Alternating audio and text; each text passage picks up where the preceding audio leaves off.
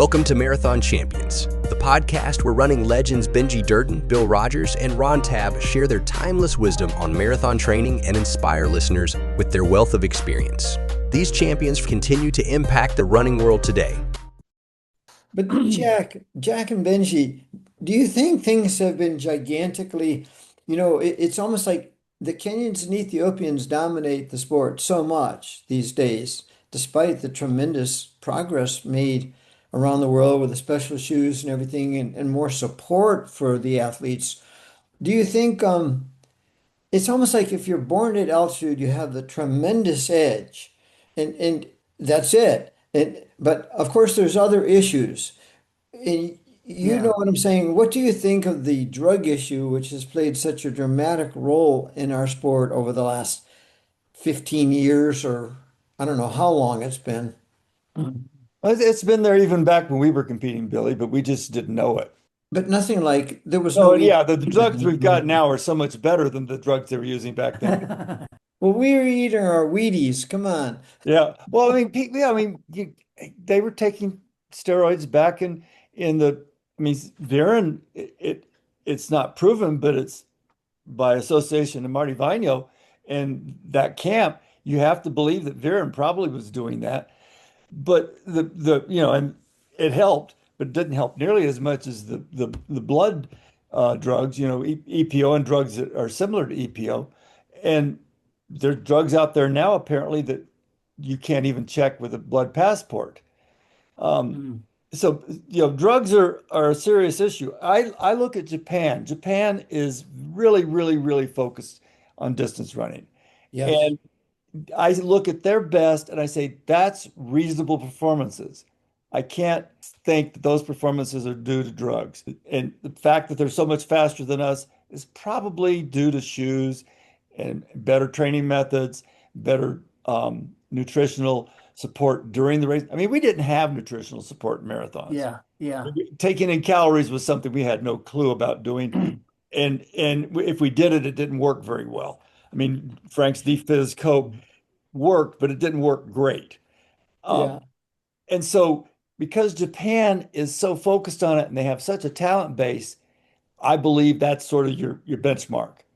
Then you start looking at people that are running a lot faster than that. Some of them are going to be natural genetic freaks, people that are way out there. And you're asking about being born at altitude. I think the mitochondria, which is, you get from your mother, can be influenced over time to kind of evolve to be more functional. And so people that are born at altitude might, there's no proof of this, it's just a hypothesis of my own, and I've never seen anybody do any research, but they may be getting some historical, evolutionary pressure to be better at distance running because they have Yeah. a better mitochondria, which is the energy powerhouse for the body. But I don't think it's that much. You and I never really had any altitude. I know Frank and Jeff and Jack, they did their Vail thing. I do think also though they were in a training camp for 2.5 months, and that was their function. And that Well, was a yeah, time yeah. that was very focused and with very little pressure outside of that training. And I think that, and additionally, was very helpful. Yes. Jack, you're coming from a period where you had to worry about having to have a job just to support yourself, where we came in the next phase where we could somewhat support ourselves with our running. And we didn't have the economic pressure. Yeah. That's another point that I would make.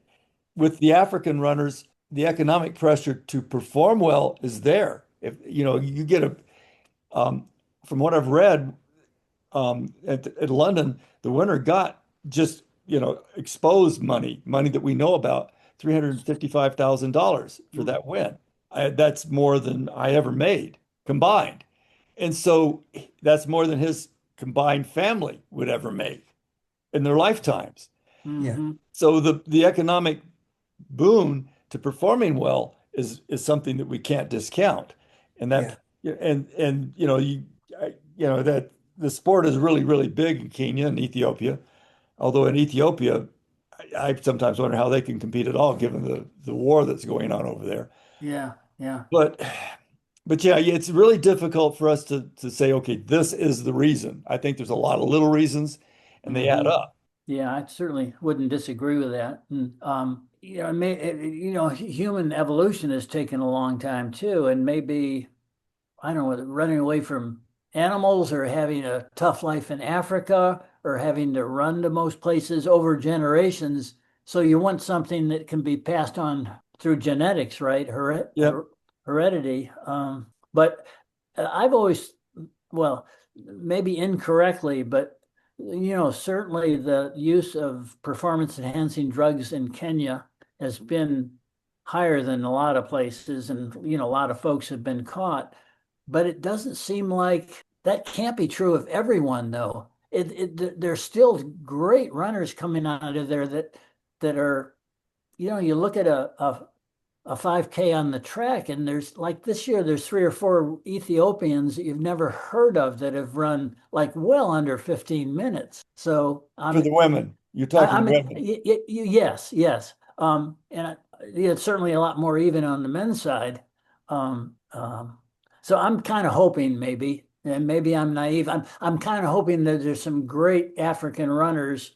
Well, I there has to I be have a some great different take African when it runners. comes to recruiting your whole team, but I hope there's some really great African runners that aren't taking performance enhancing drugs. And I don't know whether I'm all wet or not, but so Well, I can still watch a track meet and enjoy it. yeah, we competed against some of the great ones like Michael Musioki, and I believed in he was clean, Yeah. and Henry I know there are Roto. other great African runners that are definitely clean. It's just Yeah. where do you draw the line? I mean, Yeah. And how do you know? and how do you know? And anymore, you look at a performance, and how do you say, okay, that was a truly amazing performance, or was that drugs?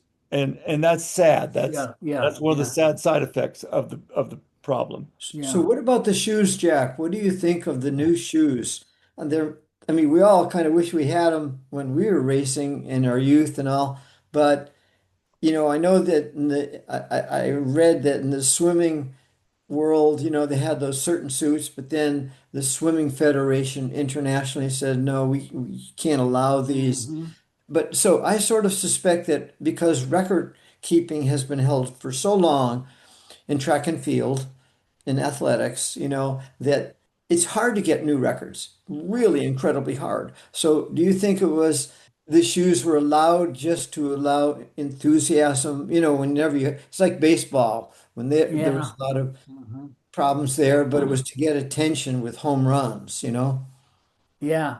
And that would be a hard thing to police too if you had restrictions, right? Like where do you draw the line in foams and plates and weight and Yeah, I stuff? mean, yeah, and the thing is people talk about the plates as being the secret, where the plates are really just to help keep the foam doing what it's supposed to do. Well, I mean, it took a while for me to catch on to that, but I've finally figured out that the plate is because I've had a few of the foam shoes, carbon and foam shoes, and I've cut them apart when I got too old, and the plate is still very functional. It hasn't lost any of its spring, but the that's foam is interesting. Yeah. gone. The foam is flat. Did you find a difference? Well, I yeah, possibly. I mean, even at 9 or 10 minute mile pace, was it Oh yeah, easier and the or thing I would say is the difference is small enough that it really wouldn't make a difference if that was, just for performance. But the difference it makes for me is my legs don't get trashed as bad. right? Well, there's something to be said for that, right? Yeah, and that's part of why people are running better is they can train harder more often because their legs don't get trashed as bad. Hmm. It absorbs a lot of the shock in the leg. I mean, I have a pair that I wear every time I'm doing a harder workout. And so the next day I don't feel that bad. I mean, I'm tired. Yeah, yeah. Getting fatigued is normal, but you don't have the soreness that you would get. Hmm. Benji, how much are you running in a week? I think I heard you say something like 70 miles a week. Well, it's 70 miles a week running and walking combined. I probably am doing about 40 miles of running and about 30 miles of walking. So That's something. every day I'll walk a minimum of 5 minutes before I start a run. On my easy days, I'll typically walk a mile, then run 3 miles, and then walk up to another 7 or 8 miles. My hard days, I'll walk 5 minutes and then I'll run anywhere from 6 to 13 miles, depending on the So day. you start walking, but then you run nonstop for like Yeah, five, six, I seven don't, miles. I'm not following Jeff's recommendation. At some point, I have to, but right now I'm still able to run. Um, That's good. Jack was and I were talking a little bit earlier, and he's got peripheral neuropathy, which I do too, but mine's only basically from my ankles down, and it doesn't really affect my balance, but it Yeah. occasionally affects how my feet feel. So every now and then I have to stop, massage my feet, and then get up and Uh, start running again. Yeah. Do you think that peripheral neuropathy in your feet was due to your running? No, it's due to chemotherapy. Oh, okay. The colon cancer um, chemotherapy, that is one of the known side effects. And some Uh, people have it where it's like from the knees down. Mine initially was like that, but now it's most it's hard to describe. It's kind of like almost, but not quite, the surface of the skin has gone a little bit to sleep. And what happens with the running longer, the bottom of my feet, particularly my right foot, gets really tender. And if I uh, stop and rub it for a little bit, then it'll go away and I can go back to running. But I somewhere around 2 to 2.5 hours of running, it's almost like it gets hot. Yike. Well, 2.5 hours anymore is 10 miles. It's not that. Well, still. It's, that's a long run though. yeah, it is, but I'm I'm biomechanically very sound. It's good. I'm You, not very you're sound as, lucky. as far as keeping cancers out of my body, but I'm biomechanically very sound. Oh, neat. Well, Jack, when you trained with Jeff Galloway and Frank Shorter at altitude, then you competed so well in Munich. And after that, were you still focused on your racing and everything, or was it more that, you had this major interest in entomology, and did you pursue your career in entomology then? Did you kind of retire or back off your running so much? I tried to run as much as possible with the constraints. The following year was my first year as a postdoc after Munich, and I had 3-year-old boy and one on the way, and of course was married. And getting a faculty position was, I mean that was my hope. I think I trained the first year there. Jeff was in Raleigh that year, and we would train occasionally, but maybe in that whole year, maybe 4 times. So it wasn't much. So Jeff and I ran in the national AAU meet again. I was probably in a good cross country shape as I had ever been in, and on the roads, my only indication was running a 10-mile run. Um, but that had to go, that went down after that quite a bit. So I was running maybe more like 70 miles as opposed to, probably ran 120 the first year here. And then I was in the 70-mile range. And So you you could tell had, from repeat miles, or you have yardsticks. If you're running repeat half miles and they're 5 minutes slower with the same effort, your shape for racing isn't going to be what it was. The but I only thing I could understand. put together a little bit, I think in a year or two from there, when I was running less mileage, I wasn't the greatest runner indoors because they're typically 11 lap to the mile tracks, but the Houston Astrodome had a 5 lap to the mile track, Huh. and off of just mediocre workouts, I was able to run 8:39 indoors at the Astrodome, but things tailed off, quite a bit after that. I still ran. Um, I was having significant hip issues and pretty much stopped running. Let's see, I was 49 and I had run close to 16 minutes. So my goal was, I thought as a 50 and over, if I could run, then I could get invited maybe to some races again or something like that. Maybe running races with Bill Rogers or Frank Shorter, who are still, running then. But anyways, that was my goal. And then my hip arthritis expressed itself with some pain, but a shorter stride. I couldn't do anything about that because it kind of limited how how far you could lift your legs or even trail your legs. And so that was pretty much it for me. And You did a lot so, of indoor track. I did not too much of that after college days, really, ah, But I you I would did have do thought that? indoors for you would have been difficult given your height. oh, I was thinking by being, almost, 6'7", the indoors would have been difficult for you just simply, because it's sort of a short man's, well, 11 lap track is, well, I like to think that. I don't know. Because that certainly wasn't my cup of tea. Although you could, so there were other races that were kind of nice races, like the Mason-Dixon games. I think it was in Louisville. I mhm. think I won that 3 years in a row. But if I went to Boston or the Gardens, the old Madison Square Gardens or something like that, and you have Yazzie or people from Europe running, I was not in their class. So I might run 8:42 to 8:44, and they'd be with a group with 3 laps to go if that's what they want to do and just run away from everybody or just go from the start. It was like running against Ron Clark in that Orange Bowl meet, 2 miles. I thought, well, I can hang with this guy. It wasn't. He just motored the whole way, and it was just a question of how much you're going to drop back. So, It's interesting. You said you had two children, Jack.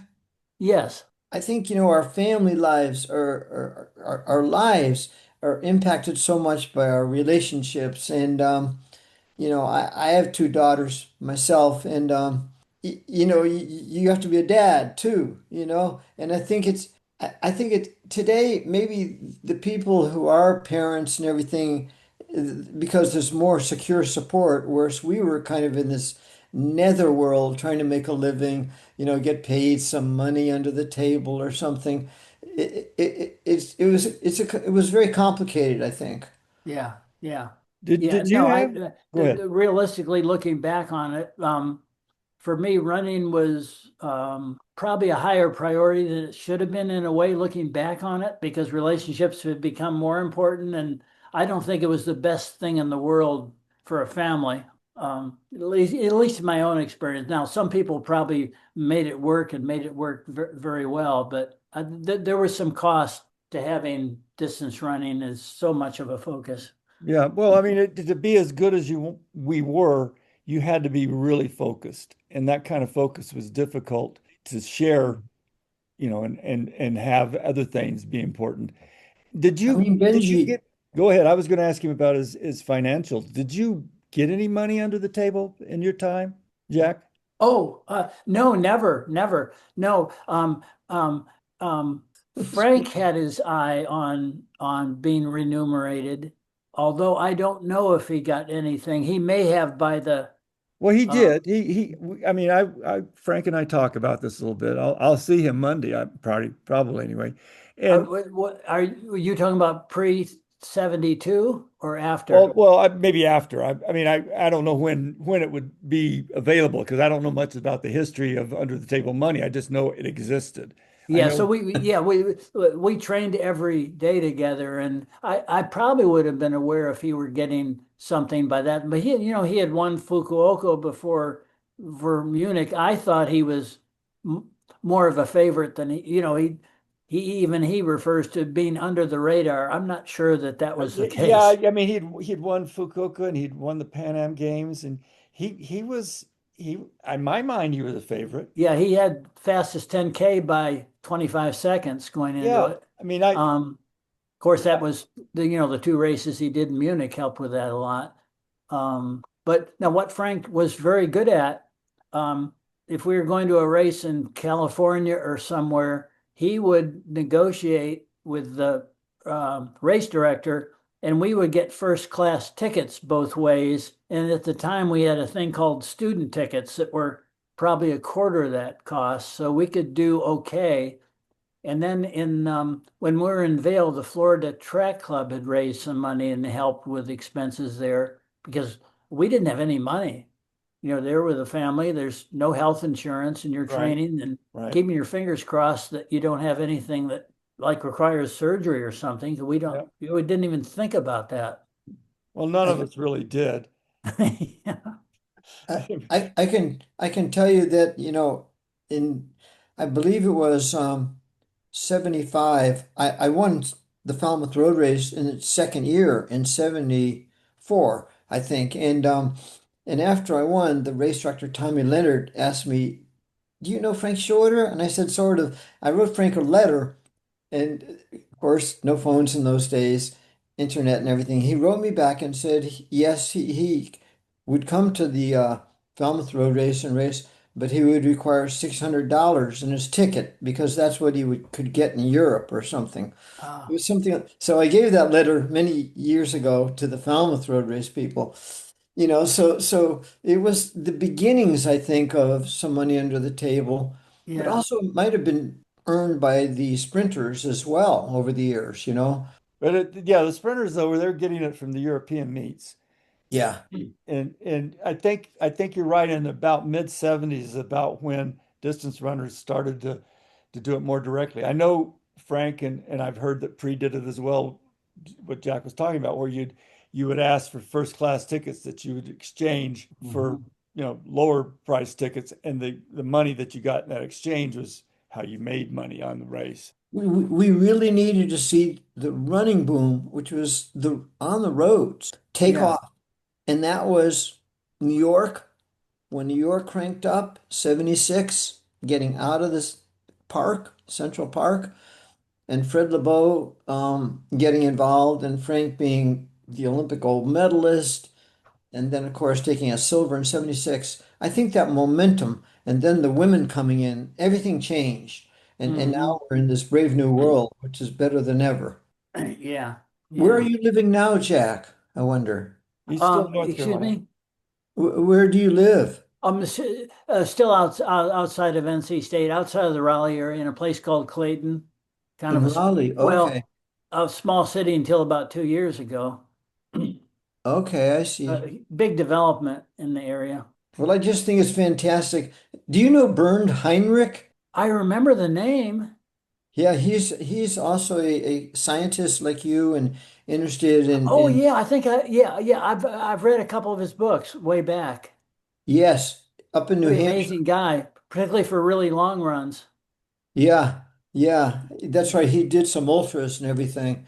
I've never met him, but I've read his books, and I know that Jack Foltz, who won Boston in 76, knows him. And, I think it's a rare thing to be a top athlete and be a scientist like you are. And he was. He was very Well, highly honored yeah, too. he's at another level, like National Academy of Science level, and he was an amazing scientist. So what Did what was some his science? great stuff with communication. So His what name, I don't know his name. So what science was he involved in? Kind of he's, evolutionary biology, but Oh, okay. did a lot of really amazing behavioral stuff, like with ravens and stuff that Okay. showed some bird species could do stuff that was incredible. And Like I was according looking to at a nature thing a couple nights ago, and there's a bird in Australia that can mimic over 200 songs of other birds. And one of the things it can do, there was some destruction of the habitat that it lives in, and it can do a perfect chainsaw. yep, yep. It just some really neat stuff going on. But Yeah. Bernard was just, yeah, he did some stuff that I was think he did hard to some believe. ultras as well. And speaking of naturalists or scientists, Mr. Attenborough, what's the great British Yeah. scientist? He's Attenborough. 100 years Yeah. old. He's turned Yeah. 100. Pretty damn good. Yeah, he's Yeah. Wow. Well, very good for he was me. the one a couple nights ago on a program called Nature that was talking about these birds. Yep. So what did you do for your doctoral dissertation? What was your study there? Um, I'm trying to think of the title. There's something like speciation of Appenthesis phallorata and Appenthesis radians, and there are a couple tiger moths that are real pretty colorful moths.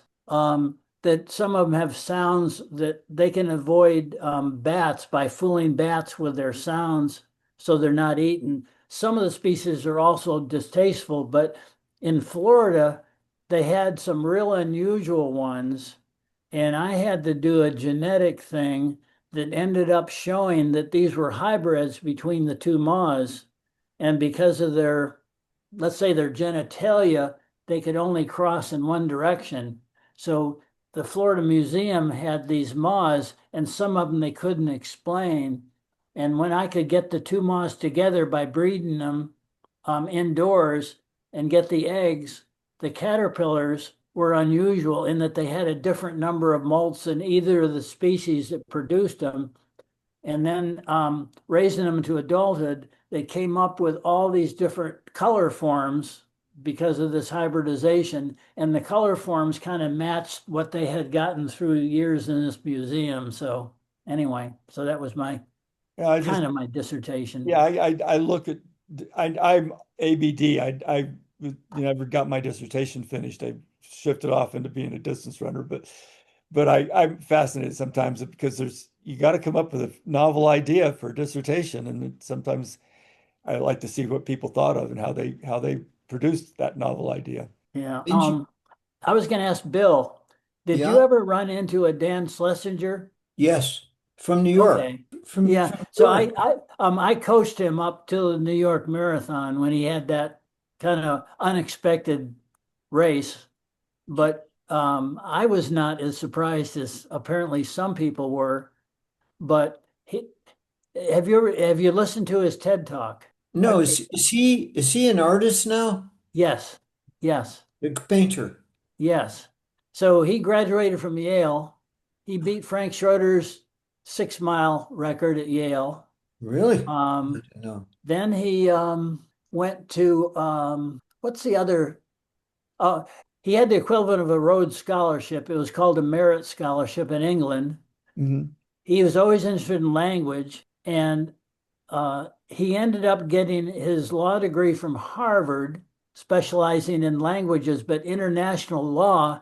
He spent time in Korea because he could speak fluent Korean for 3 years, and he translated documents, legal documents, from English to Korean and from Korean to English. Then he went to Japan and did a similar thing, but he's always loved art. He's pretty well known now in the art world. He Yeah. he came close to hating law and everything, but had this passion, and he just took a kind of a gamble, and he ended up meeting people in Japan that respected his artwork. So he was working with this author, and this book became popular in Japan, and it was Harry Potter, and the author was Rawlings that he Oh, got to know. And he did all the covers and the illustrations for the different Harry Potter's Wow. books book. in Japan and somewhat in China. That's But a anyway, fantastic story. if you want, when this is over, I'll send you or anybody for that matter a link to his TED Talk. You'll get a kick out of it. So Yeah, even when that would he be had cool. graduated from Harvard, um, he took my wife and I out to dinner once and didn't know you're supposed to pay a tip after the thing. The waiter came out and said, "What did I do wrong?" and stuff, and that surprised me. And up to that time, at least, he never driven a car. Huh. That's Graduated from Yale and character. Harvard and so on. I don't know whether he drives a car now. I had dinner with him about a year and a half ago because his mother was ailing. Just a really interesting fella. Yeah, that Um, all the confidence in the world, but just odd in a lot of ways. But I think you'd be blown away by the TED talk he gave. yeah, I'd like to see a copy of that myself. Yeah, if nothing else, you'd get a kick out of it, and I think you'd find it really interesting. Speaking of runners becoming artists, Ken Meisner, somebody you used to run with, I think, Yeah, he's now in Southern California and is doing art. Last time I didn't even know that. yeah, Has that been in recent years? I think the last time we talked maybe 2 or 3 years ago, but he was, you Oh, know, okay. Yeah, we had a Florida Track Club reunion, and it was close to Frank's 50th anniversary, and this was in Martin Luther King weekend in 2023, yep, yep, and Ken Meisner was there. And I that's cool. chatted with him a little bit. I wish I had known that. My father was a commercial artist. No. It would have been interesting to chat with him about that because he was Yeah, there all three days. That would have been cool. I wish I'd known that you guys were doing that. I'd love to have come and hung Yeah, out with you. I wish more people had been contacted about coming down because it was very casual and it was like some of it was question and answer and just telling our stories. And Byron Dice was there and Jeff Galloway, of course, and Kenny Meisner and John Parker and Frank Speak, Shorter. Speaking of Parker, we both share the fact that we were in one of his books. You were in Oh by yeah. as yourself and as the famous coach, and I was in as myself, although some of it's fictional, in his Again to Carthage. And Yeah. he came. He did two things with me. He did the book where I bet we spent almost 20 hours over the phone talking about the history of the trials and things for him to Ah, write Again to Carthage. But he also came and did there was Running Magazine, was a Nike sponsored magazine, and he spent like a week hanging out with me to write an good. article about me. And it was one of the more interesting experiences of my life, having somebody spend that much time focused on me. Benji, are you saying that you and Jack are in Once a Runner? I wasn't in Once a Runner. Jack was. Okay. I was again to Carthage, which is the sequel to Once a Runner. So Okay. let me ask you something. Again to Carthage, did you find his description of a marathon and going to these other that mind stuff? Did you find that a little odd in your experience? A little bit, yeah. I mean, I find the way people talk about marathons in general to be a little bit weird. Yeah. Because and maybe it's because I'm a little bit weird. I don't know. But people talk about the pain of marathons, and I never felt like it was that painful. That you get discomfort, but I never pain Fatigue. is something that tells you there's something wrong, something needs Mhm. you need to stop, or you're hurting something. Discomfort is more what I experience in marathons. But yeah, Yeah. I mean, and I don't think John really, had that much experience at running marathons. He was going off of descriptions of Yeah, I think other that's right people. because I got the impression, and I read a long time ago, I may be off by now, but it was almost kind of this huge out of body experience in the thing. And I Yeah, don't know. I I did mean, you have a hurt little and bit you'd of look around out and of you'd think body. almost normally, right? For a Yeah, lot I of had it. an out of body experience right near the end of the trials marathon, but it was only like a couple of minutes. And when I was right at, red line, Yeah. border collapsing. But that's not something I had for very long in any race.